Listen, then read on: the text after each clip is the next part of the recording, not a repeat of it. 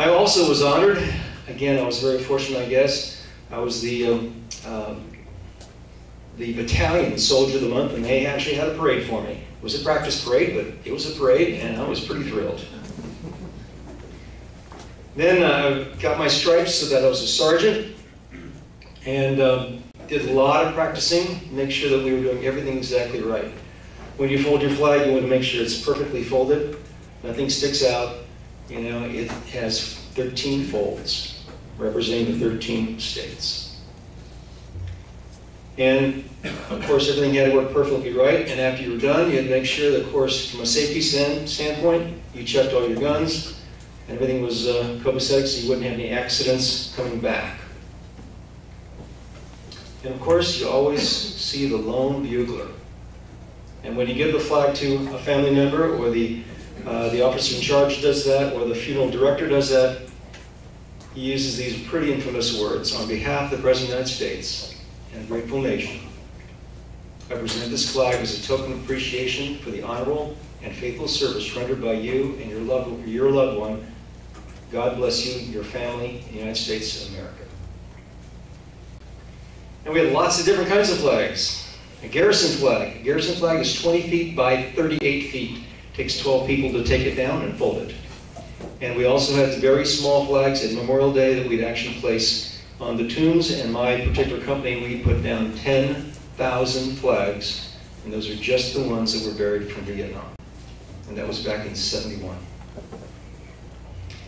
But we were more than ceremonial soldiers. There was a lot of unrest going on those days. And so we had a lot of riot control training. We had a lot of training in the field. We actually were in the field over 2.5 months. Probably can't see it, but one of those pictures in the back of that deuce and a half shows somebody trying to chew on a snake we just recently killed. And you see this interesting picture of a Virginia policeman car, highway patrolman. It turned out that he got within about, I think the fourth or fifth deuce and a half, and someone gave him the wrong finger. So he pulled the entire cargo over, the convoy over. Imagine our CO wasn't very happy.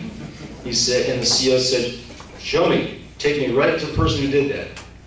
Well, we had an M60 on board, and so when he dropped that tailgate, there was an M60, which was a machine gun pointed right at his face.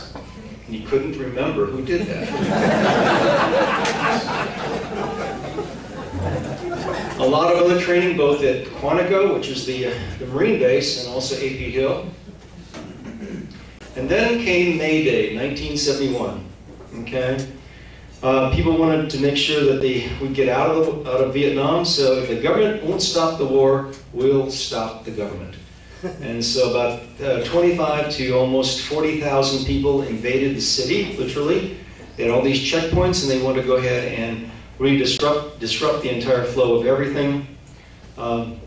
They came as kids, lost children, quite frankly, in the beginning of the week, and then they got with a lot of other people, which were hardcore rioters, if you want to call it that. But they made a great mistake, and the mistake was they desecrated the monuments.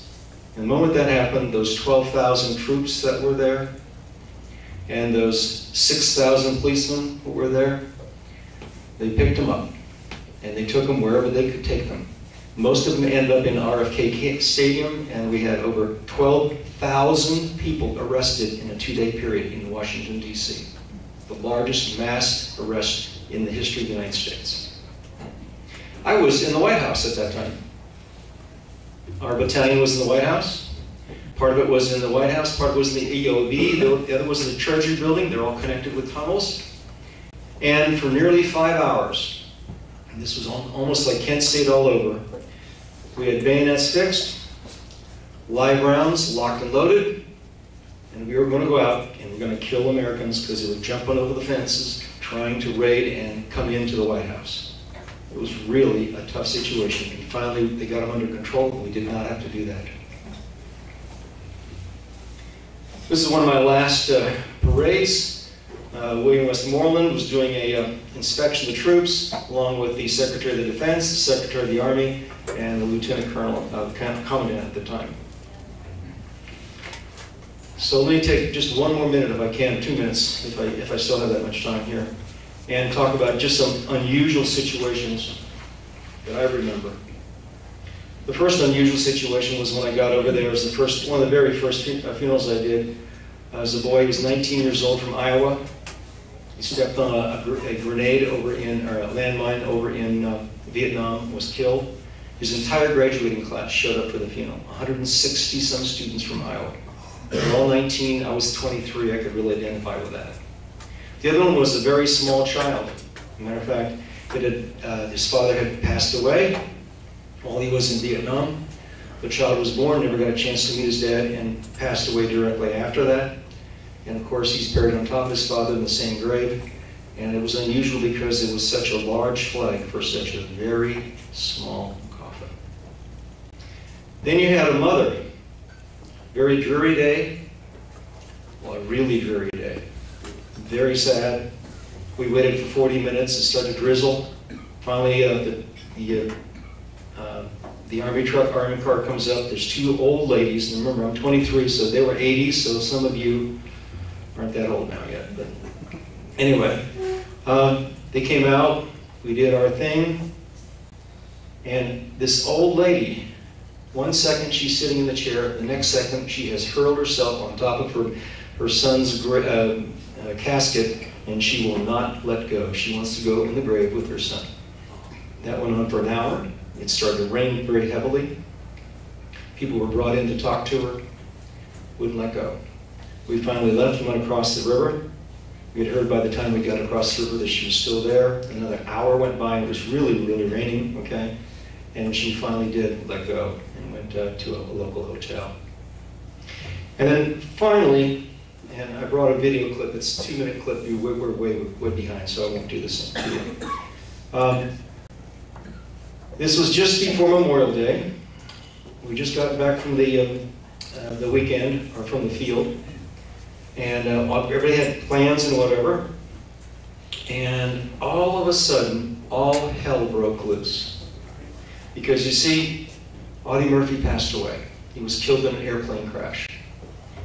And Audie Murphy, for those that you may not know, was the most highly decorated soldier in World War II. And so besides Omar Bradley, which was then the only still 5 living five-star general, the President of the United States, there was nobody else who was going to have a bigger funeral at Arlington. And I brought a video clip with me, which we won't show. But it's really sad because after Audie's body was sent to Texas for the first funeral, then Hollywood for the second funeral, and then interment at Arlington, there were about 500 people that showed up. And we thought there would be thousands.